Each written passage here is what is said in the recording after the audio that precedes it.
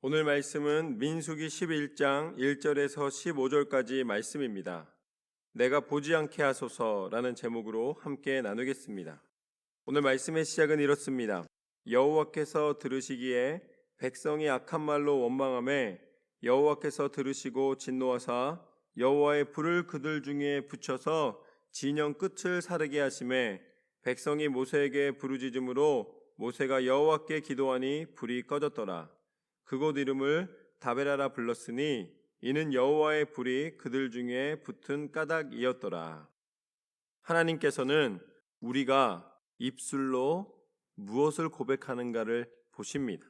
하나님은 우리의 입술이 말을 낼 때에 하나님이 기뻐하시고 또 세상 가운데 하나님의 영광을 선포하며 또한 내 인생 가운데 이루시는 하나님 앞에 감사의 고백을 기뻐하십니다. 그러나 매일 감사만 고백하고 좋은 말만 하는 사람이 많지 않습니다. 보면은 원망하고 또 남을 평가하고 남을 헐뜯는 데에 우리 입술을 사용하는 경우가 많죠. 오늘 말씀 가운데도 보면은 원망하는 백성 가운데 하나님이 심판하시는 모습을 보게 됩니다. 하나님은 하나님의 백성이 하나님의 인도하심을 감사함으로 나오기를 원하십니다. 하나님을 바라볼 때에 우리는 하나님이 우리 인생을 주관하고 계시고 하나님이 역사하고 계심을 다시 한번 감사로 나아갈 때에 더 큰 은혜를 채워주시는 줄로 믿습니다. 이제는 입술로 무엇을 고백하며 살아가는가 내 자신을 돌아보고 또한 결단하고 하나님 앞에 믿음으로 내 입술을 온전히 드리는 삶이 되시기를 소망합니다. 그래서 4절 말씀부터 보면 이렇게 나와 있습니다. 그들 중에 섞여 사는 다른 민중들이 탐욕을 품음에 이스라엘 자손도 다시 울며 이르되 누가 우리에게 고기를 주어 먹게 하랴.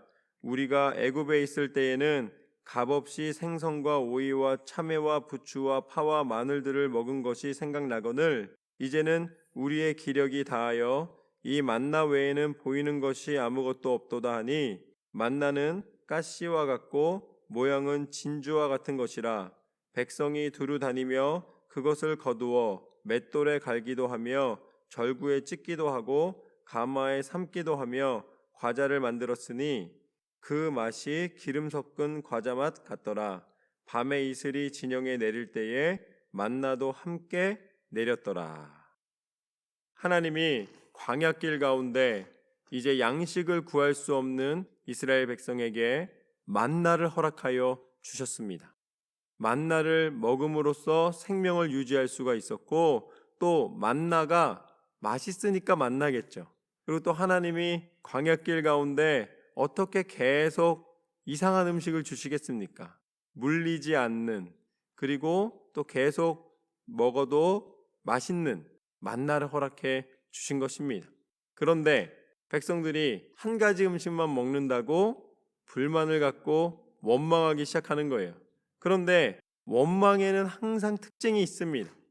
예전에 그렇게 잘 살던 것도 아니에요.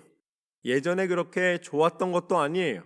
그들이 기억하는 옛날은 언제냐면 애굽에서 종살이할 때입니다.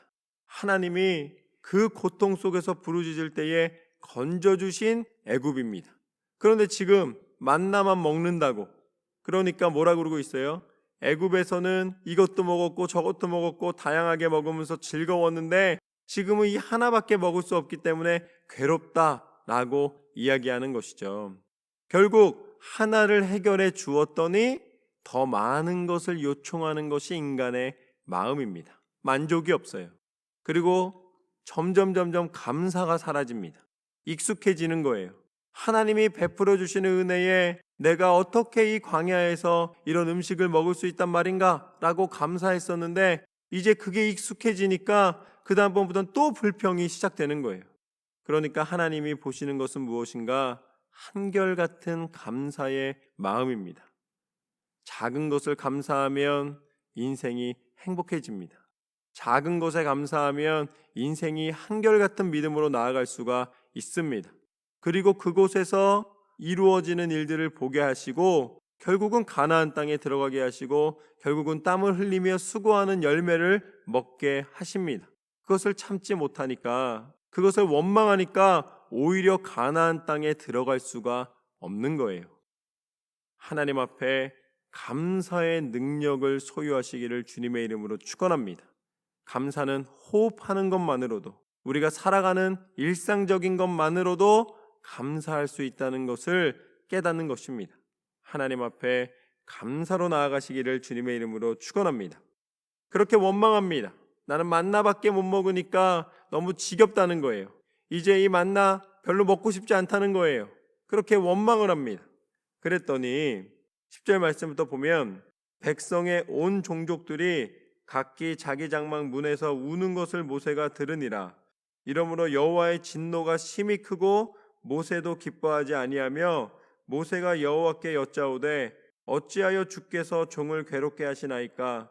어찌하여 내게 주의 목전에서 은혜를 입게 아니하시고 이 모든 백성을 내게 맡기사 내가 그 짐을 지게 하시나이까? 이 모든 백성을 내가 배웠나이까? 내가 그들을 낳았나이까? 어찌 주께서 내게 양육하는 아버지가 젖먹이는 아이를 품듯 그들을 품에 품고 주께서 그들의 열조에게 맹세하신 땅으로 가라 하시나이까? 이게 듣기 싫은 거예요. 왜냐하면 아무리 공급해줘도 만족함이 없는 백성에 대하여서 실망하는 마음이 생깁니다. 그렇지 않아도 힘든데 아무리 주고 줘도 계속해서 감사가 아니라 원망하고 더 요청하는 이 백성들을 어떻게 할 것인가?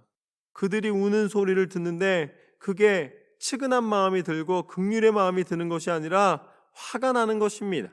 지금 모세가 하는 고백은 하나님이 어떤 심정인가를 보여주고 계신 거예요. 가만히 보면 모세가 막 원망하고 있는 것 같은데 그게 아닙니다. 그게 아니라 하나님도 그런 심정인 거예요.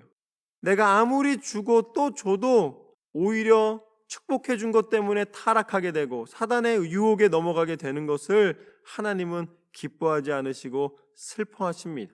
내가 공급해 주었을 때에 그것을 날마다 감사함으로 잘 관리하고 더 검소하고 경건하게 하나님 앞에 나아가면 좋겠지만 사람의 마음이 교만으로 빠지는 경우가 더 많이 있습니다. 그리고 또 조금만 부족하면 계속 원망하는 마음으로 빠지는 경우가 많다는 것이죠. 그러니 하나님이 보시기에도 내 형상대로 짓고 내가 사랑하는 사람인데 이렇게 어리석은 모습으로 울고 있으니 그것이 어찌 불쌍한 마음이 들겠습니까? 그것에 대해서 오히려 실망하는 마음이 드시는 것이죠. 그런데 지금 모세의 고백이 바로 딱 그것입니다. 아니 이 백성은 도대체 내가 언제까지 이 젖먹이에게 먹이를 주는 것처럼 분유를 주는 것처럼 내가 계속적으로 깨닫게 해주고 공급해줘야 한다는 말인가? 라고 그 심정을 토로하고 있습니다. 이 모든 백성에게 줄 고기를 내가 어디서 얻으리이까? 그들이 나를 향하여 울며 이르되 우리에게 고기를 주어 먹게 하라 하온즉 책임이 심히 중하여 나 혼자는 이 모든 백성을 감당할 수 없나이다. 주께서 내게 이같이 행하실진대 구하옵나니 내게 은혜를 베푸사 즉시 나를 죽여 내가 고난 당함을 내가 보지 않게 하옵소서. 만나로 이 광야 지나면 되는 건데 고기 달라 그러는 거예요. 이때 하나님께서는 고기를 공급해 주십니다. 그때 나오는 게 바로 메추라기예요. 고기를 먹어야지만 되겠다고 그랬을 때에 하나님은 그래도 공급해 주십니다. 그 요청을 이루어 주십니다. 그렇지만 하나님은 욕심내는 것은 허락하지 않으세요.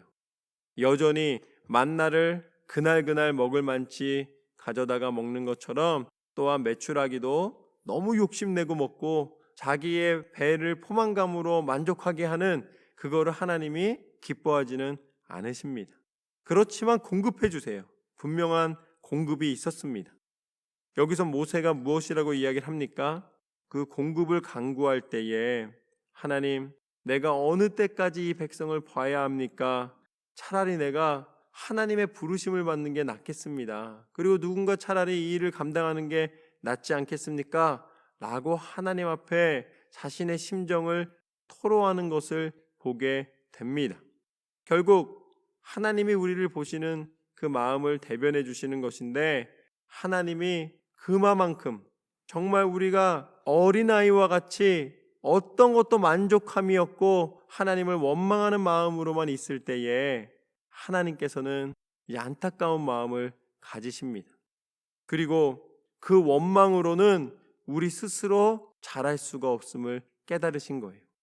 아무리 공급해줘도 또 원망하고 있는 백성을 통해서 우리가 우리 스스로를 통제하면서 율법을 다 만족시키고 구원받는 백성이 되는 것이 불가능하다는 것을 보셨어요.